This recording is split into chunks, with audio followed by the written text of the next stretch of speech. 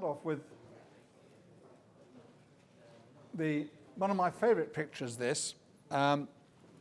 This is an early representation of diamond mining, of all things.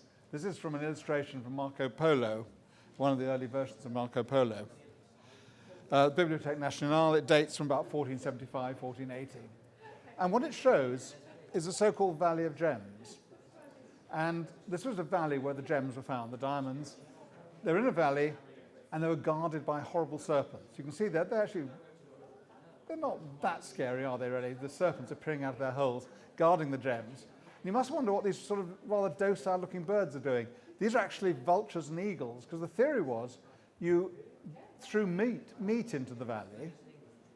The birds would pick up the meat and fly back to their nests, but hopefully the diamonds would stick on the meat. So then you would go to the nest afterwards to recover the diamonds. And this story it's not found in sort of classical literature, but it's found in medieval onwards. And you have these wonderful stories of the Diamond Valley.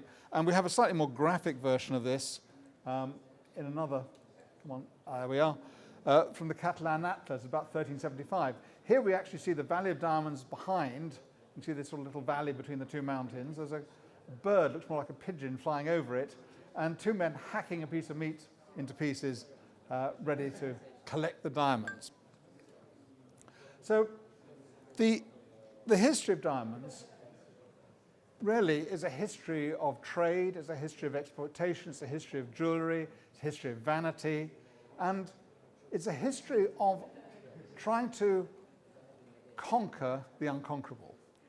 Because the Greek word for diamonds, adamas, meant incomparable, unconquerable, invincible, because diamonds are impossibly hard. This is a diamond crystal. This is quite a nice one. It's a sort of octahedral crystal of diamond. This is what they're supposed to look like. They're not all the ones that come out of the ground look quite as perfect as this, but it's like two pyramids back to back.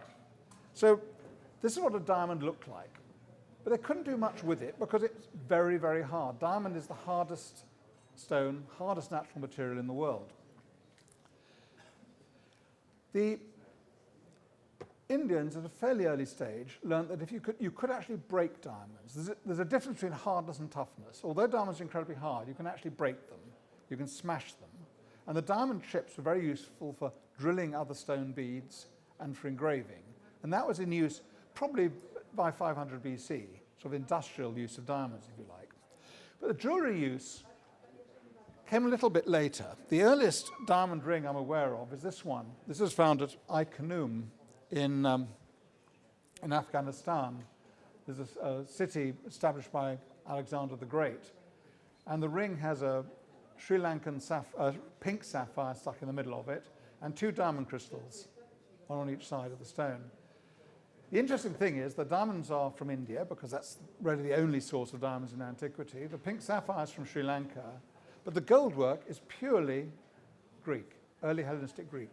The style of the filigree, the style of the enamel. So this is a sort of Greek settlement in Afghanistan with a wonderful example, and this is the earliest example I know of diamonds in jewellery. Unfortunately, I've been told this ring's been stolen, or it was actually posted and didn't arrive at the other end. So it might turn up, keep your eyes open, or it's possible that it was broken up and seen as very little value. When we get into Roman times, diamonds become a little bit commoner. This is a ring that was found in a tomb of a young lady, teenage girl, just south of Rome. This was found a generation ago. Very simple little ring. This is the earliest of the Roman diamonds we know of. There are various references. I mean, I can't go through them all, but there are references to diamonds through the Greek and Roman periods. But this is one of the earliest from the classical world that I know of. Another example of the Roman period, this is one in the British Museum. And I think you can see the diamond is rough diamond, as you call it. It's as it came out of the ground. It's very, very kind of natural surface. Nothing's happened to the surface. It's as it came out of the ground. The largest diamond from antiquity is the one actually that was a subject of the article I wrote in 1977. This is a Roman ring. It used to be in the collection of de Klerk, who you might well know the collection, famous collection built up the late 19th century. This is a 7-carat brown diamond. This was found in Syria, where quite a lot of the diamond rings from Roman period have been found in Syria. It's a rather odd-shaped crystal. It's what they call an interpenetrant twin. And for God's sake, don't Google that. But it's like two crystals that have grown together. So this is the largest diamond ring from antiquity. The Roman writer Pliny, who you probably heard about, wrote 36 books on natural history, about every possible aspect, flowers, birds, stones, sculptures, the lot. But he had one book, book 36 actually, the final book, on gemstones. And he talks a lot about diamonds. He talks about the source of diamonds in India, the fact that you can't cut them, you can't do much with them. He talks about the shape of the crystals and various other properties. It's actually very accurate. A lot of the translations were later garbled. People thought he was talking nonsense, but in fact, a lot of the things he said was actually extremely accurate about diamonds. And Pliny said that diamonds really were a gem fit for kings. Of the various things that Pliny said about diamonds, 3 of them are shown actually in this illustration here, which of course is a medieval one. This is 1491, the Hortus Sanitatis, or the Garden of Health. This is kind of basically a book on healing and herbs. But this is a guy sitting at his bench. Now he's got diamond crystals on the table. Behind are diamonds burning, because diamonds couldn't be burnt. It was actually only happened to Lavoisier many centuries later proved that diamonds could actually be burnt. But certainly in the ancient world, medieval world, diamonds couldn't be burnt. They weren't approached by fire. They were used for engraving other gems. Pliny explains this, and the guy's actually holding up a little tool for scraping or engraving gems. And weirdly, in front of him is a bowl which he's pointing at. That's probably got goat's blood in it, because diamonds could only be cut or broken if they'd been dumped in goat's blood. There's various sort of theories about that. To find out some of the theories about this, you have to read the book. Another plug. But it's quite an interesting one. Anyway, from the Roman period, we get quite a lot of diamond rings, more than you'd expect. I think there's probably 20 or so that have been published from the Roman period, except the diamonds.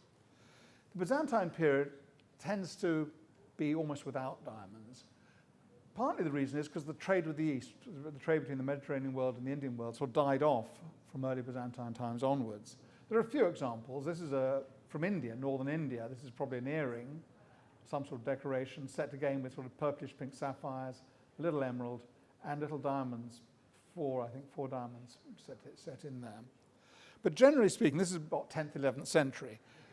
There is some evidence for use of diamonds this period. In fact, there's a temple inscription from about the same period, 10th century, talking about an offering of a girdle to the temple, which contains 667 large and small diamonds. So there was diamonds in India, even if they weren't reaching the Western world.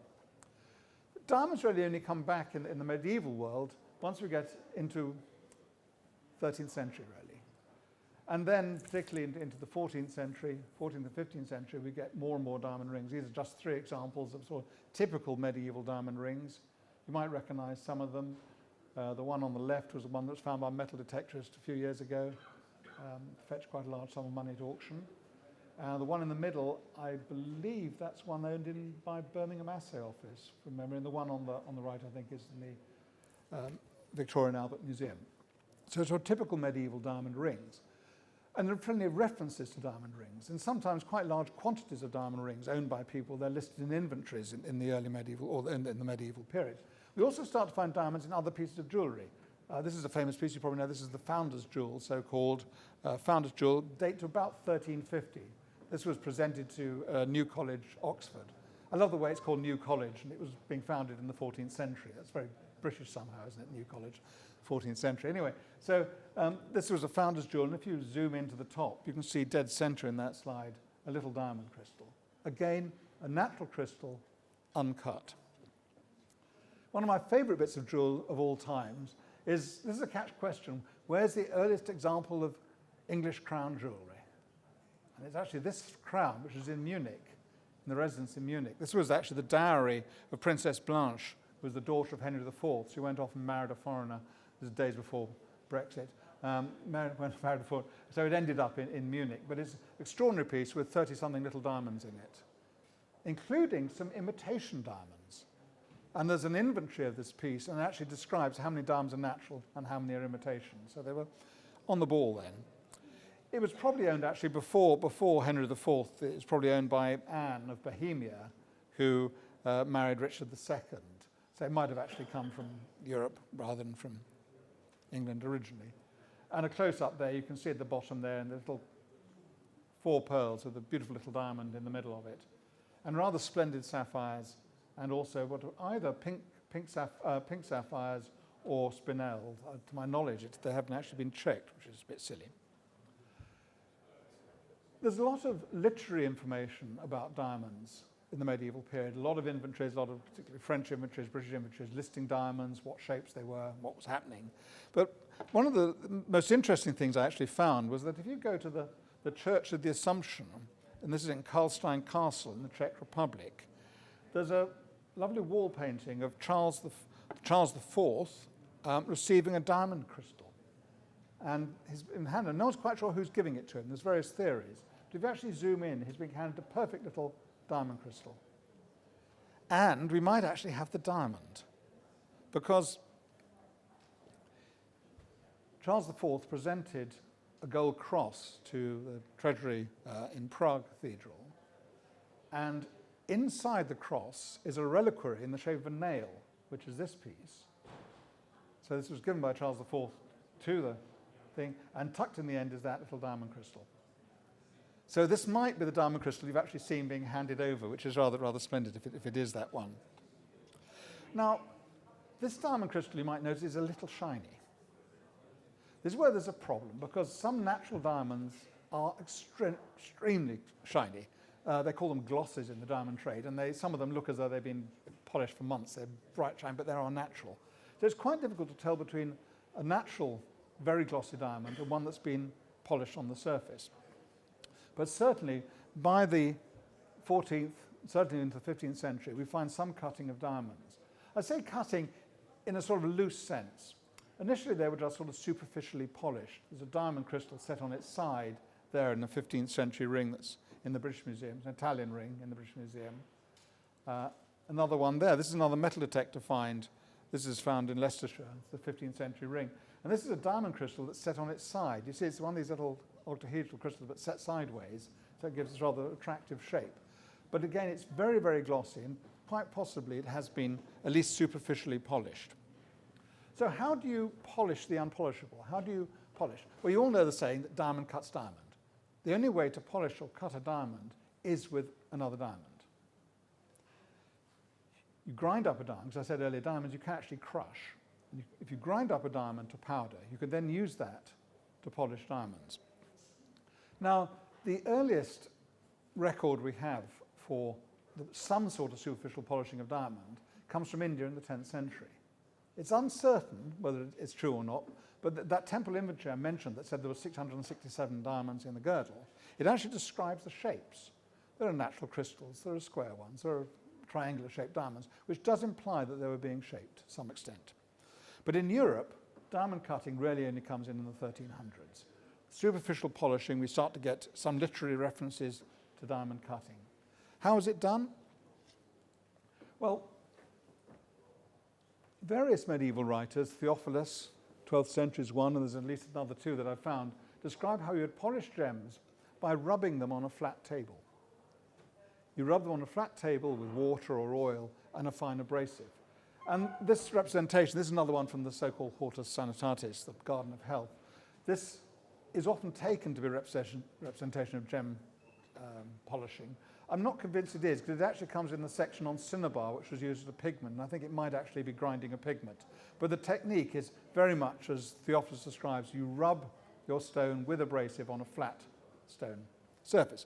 Now that's fine for doing these sort of just polishing the surfaces of a stone and doing fairly simple things. This is a little ring. Some of you might recognize this one. This is actually an incredibly interesting historical document. It was also sold by Timeline last year. It looks like a fairly insignificant little diamond ring, but if you look at the diamond a little closer, on one side you have the absolutely characteristic natural surface of a diamond, including these little triangles called trigons, or upside-down triangles. But on the other two sides of the diamond, it's actually been polished. And on one side, the side on your right, is actually two different angles, as though they sort of changed mine slightly. So this is actually right on the cusp. So they've got a diamond crystal that was two surfaces were near enough okay, but the other two must have been a bit too rough, and so they've tidied them up. Now, rubbing a diamond on a flat surface with an abrasive is possible, and you can do some interesting things. This is a ring with what's called Hogsback Diamonds, which is now a name that's come into the thing. It was only invented in the 1980s, but it's sort of diamonds of sort of odd shape, just made up of sort of flat surfaces, essentially. This is a ring in Vienna, in the Kunsthistorische Museum. This is supposed to be often said to be the wedding ring of Mary of Burgundy of 1477. There's no actual evidence of that. I mean, this used to be in all the De Beers books on the love and diamonds and stuff as the earliest marriage ring. We know Mary of Burgundy did have a diamond ring connected with her marriage, but it was actually a ring that she sent to her future husband when she was a young girl on her father's orders that she was to marry this man when she got a little bit older.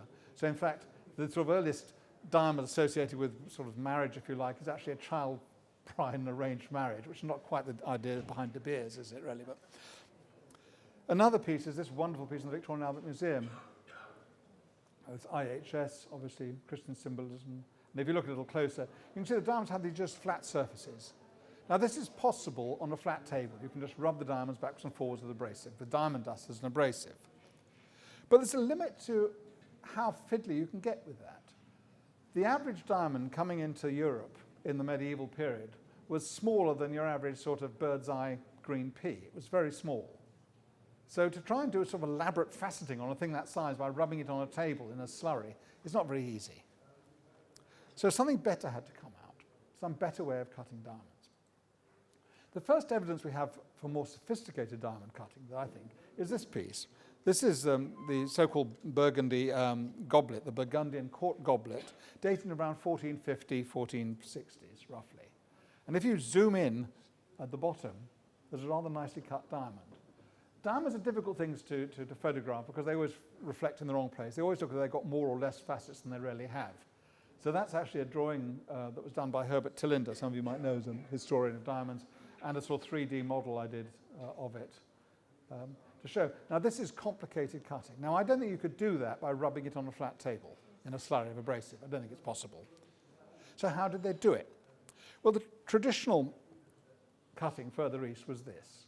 You've probably all seen sort of people doing this. If you've been to India or Sri Lanka, you would have seen gems being cut this way. It's a spindle. You have a bow drill. You sort of pull the bow backwards and forwards and it rotates the disc. But this is okay for some stones, but you've got a problem because this is a backwards and forwards motion. So by definition, you've got sort of this jerky, that way, then that way, that way. Doing minute little facets on a thing smaller than a little p is not going to be easy with this backward and forward motion. The secret was continuous rotary motion, i.e. things going the same way around, and also some form of flywheel to keep the momentum going evenly. And that came, here's a wonderful drawing, one of the earliest examples of this. Very crude drawing. This is from the Codex Latinus Monacensis 197, also known, lovely name, this is the Anonymous of the Hussite Wars, the name of this manuscript, which this is part of. And this actually has a description. It says this is a polishing mill like that Grand Masters of Venice have, on which one polishes all sorts of stones. Basically, you turn the handle, the rope went round, and the cutting thing was sort of, see a thing like some large cotton reel or half-eaten apple in the middle of it. The top of that would have been the cutting table. Not easy to see what was going on there, and there's no obvious flywheel. But another document of about the same time illustrates the same principle, but far more accurately. And this is probably drawn by Henry Arnaud Desvaux around 1450, 1460. He was a doctor, an astrologer, and an organist, which is quite sort of multitasking, isn't it? But you've got why on earth would they illustrate a gem polishing machine if he's an astrologer, an organist, and a doctor? Because these have medical uses. He actually this drawing is labelled. This instrument serves to polish precious stones. The collected fragments have secondary medical use. What was left over from the cutting of the stones he used for medicine. And there again, through the medieval period, there's lots of references to diamonds or poor quality gems in general that were too poor quality to be used for anything else, being broken up and used for medicine. Have a half a teaspoon of emerald before breakfast sort of thing. And the model it doesn't exist, that is a 3D sort of computer reconstruction, if you like, of this cutting machine. But I think you can see the principle. You've got a handle that you turn, you've got a sort of flywheel that keeps the momentum going, and the wheel at the top turns around and you can cut the diamonds. Now, not desperately stable. So how do you improve on it? Well, you build a bloody great version, don't you? That's really well stabilized. And if you actually rotate the flywheel up to the horizontal, you end up with a thing that essentially is unchanged almost today in diamond cutting in some parts of the world. In the back, it's difficult to see, but in the back there is a diamond cutting machine with the guy working it. That's from 1553. That's essentially what's going on in the simplest version of this sort of thing. Diamond cutting wheel, and here you've got a kind of crank thing that you pump back and forwards, turns the wheel, and you can cut the diamonds with it. So this was in use by quite early on, by the 15th century, and it spread rapidly. And interestingly, it's almost the same. You can still see diamond machines almost identical to this in some parts of the world. I mean, it tends to be more mechanized now. They've obviously electric motors and all sorts of complicated things, but the principle really hasn't changed since the 15th century. One of the earliest representations we've got of this kind of diamond cutting comes not from Europe at all. It actually comes from India. And this is dated about 1605. And it's a little illustration. It's a beautiful volume of calligraphy, and there are little margin drawings around it.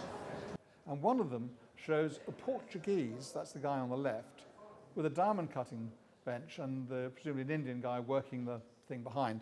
The principle is the same as the one we've just seen. It's just they got the perspective slightly odd, but it's the same sort of diamond cutting machine being used in India.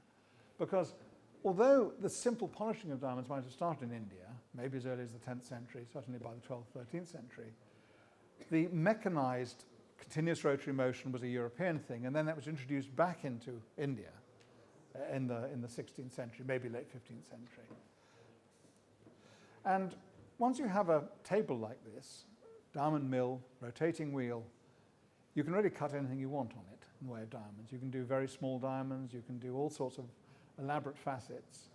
And in fact, as soon as this came in the 15th century, diamond cutting advanced incredibly quickly to all sorts of really fine things. This is just an example. This is a set with rose diamonds, which became a popular cut in the 17th century. So once you had this rotary motion, you could really have some exquisite diamonds. This was made actually for Charles II in 1661, this George pendant, they call it, King St. George. So that's a very rapid sort of history of sort of diamond cutting and showing how it was ceased to be invincible. And slightly sort of the irony is that our word diamond comes from the Greek and later Latin word adamas, meaning invincible, because in Greek the A means a negative, so it means not conquerable or unconquerable. And diamond has lost the A, obviously, diamond rather than a diamond. And the A drops off the name at about the same time as diamond cutting starts. I think that's purely coincidence, but it's certainly an ironic sign. The name changed to show that it was conquerable exactly the same time that diamond started. So that's just a very brief glimpse at sort of the early history of diamonds and diamond cutting, to give you an idea that diamonds weren't invented by De Beers. And there's a long history there, and they do crop up. You do find some lovely Roman medieval rings with little diamonds in, so it's worth looking out for. So thank you very much indeed. And so the book is available if anyone's interested.